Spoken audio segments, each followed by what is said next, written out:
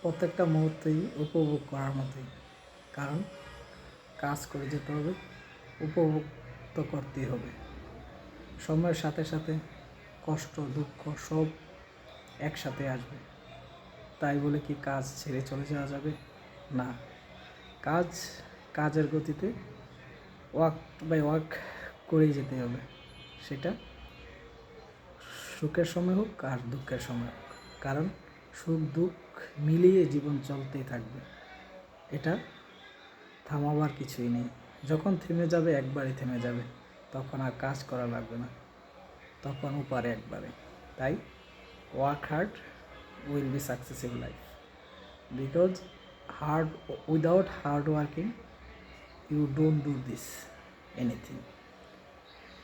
Then work hard and try